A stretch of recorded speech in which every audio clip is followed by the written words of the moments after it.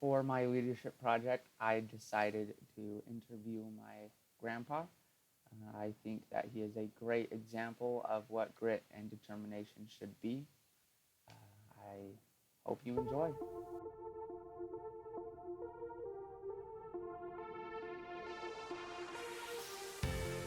1945, I was born in a hospital. And if I hadn't have been, I would have died because I was born breech. If the doctor hadn't have been there, if I'd been born at home, I would have died. I spent the first couple of days of my life in an incubator. My parents were farmers. My dad was a farmer. I liked dogs. Throughout my life until even after I was married and had kids, I usually had a dog around, but they were always outdoor pets, not indoor. When I graduated from high school, I got a scholarship to BYU, not because I was smart, but because I was really handsome. And so they gave me one based on my looks. Books are one of my passions. I was given a certificate for having read, so I must have been like in the third or fourth grade, for having read every single book in the school library.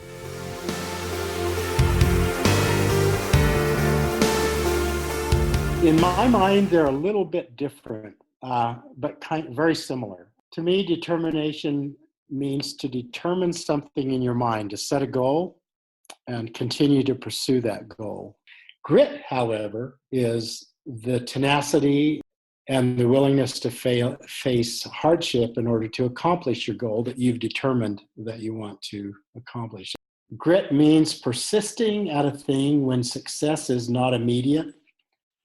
There is a talk that I want you to look at some point if you haven't already, and it's called Citizenship in a Republic. And it was given by Teddy Roosevelt.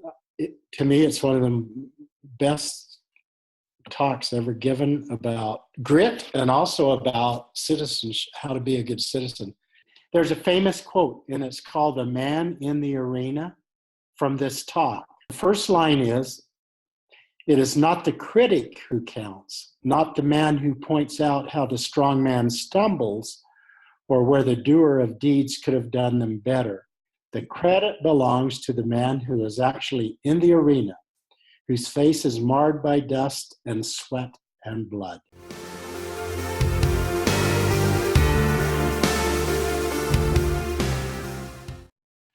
The main thing I remember, and in fact, I found a journal that I kept when I was in high school, I think freshman in high school. And in it, I was still struggling with my self-image because I was very, very short and small of stature. And one of the things my dad did for me when I was probably 12 years old is he bought me a set of weights, free weights. So I started lifting weights. And by the time I was a senior in high school, I'd gone from 78 pounds as a freshman all the way up to 125 pounds. Pure muscle, man. I had a six-pack that wouldn't quit. But I got it from lifting weights. And so I persisted in lifting weights when everybody else was asleep. And that paid off as I became a more capable wrestler, and it improved my self-image.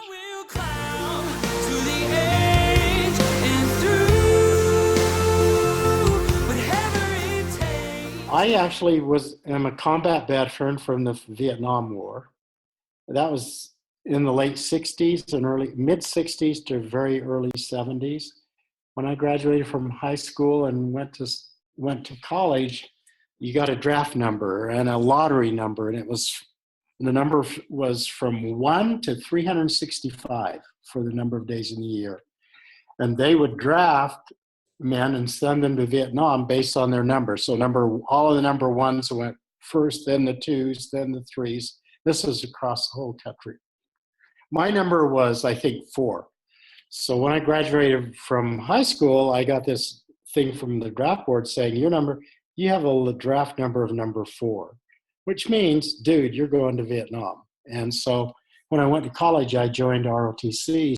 And at that time, the only ROTC program at BYU was Air Force. So I joined the Air Force. So I flew 85 combat missions.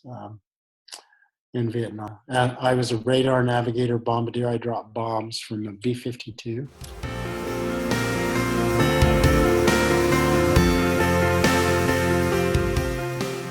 I was on a B-52 and there was a 6-man crew, pilot, co-pilot, navigator, radar navigator, electronic warfare officer, and a tail gunner.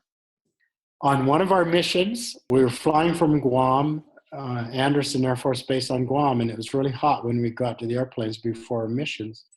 And Chuck was his name. I won't use his last. We flew this mission, and when we got back after the mission, before we went to debrief, he looked really hot, was sweat, was all over. He was just really pale and sweating like crazy. Had his Nomex jumpsuit all zipped up. He looked normal, except he was shaking.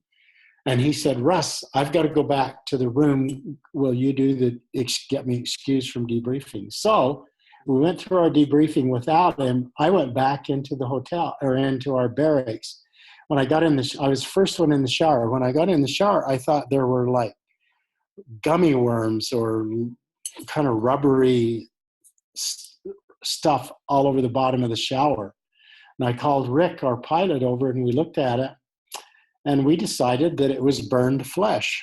And we went to Chuck, and Chuck was in his bed with just a sheet pulled up around his neck, and he was just shaking. Come to find out, right before we took off, and it was a 12-hour mission, he had lit himself on fire. Now, this is determination as well as stupidity, okay, that I'm talking about. He had lit himself on fire. What he was doing was, he had 100% oxygen going in the back to cool him off because it was so hot back in the tail gunner's department. He stuck the oxygen hose down his flight suit, which was fireproof, zipped it up, and then lit up a cigarette with 100% oxygen going down his flight suit. Well, the oxygen burned, obviously. He was able to put it out.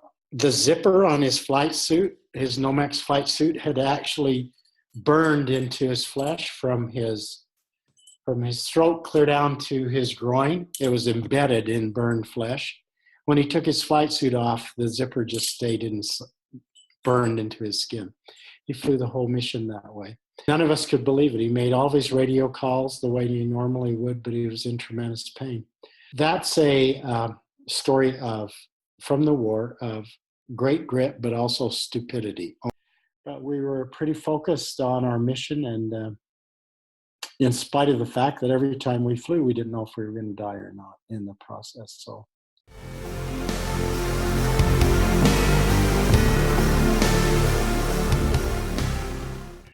Because of grit and determination, I have known two things in my life. One is the triumph of high achievement. And the second thing I've learned through grit and determination is failure while daring to do greatly.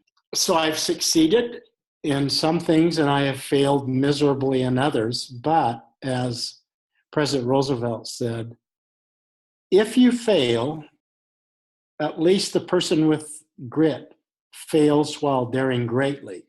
And so I've learned that if you're determined, if you have determined what you want to do, and if you work towards it, you'll either succeed or you'll fail.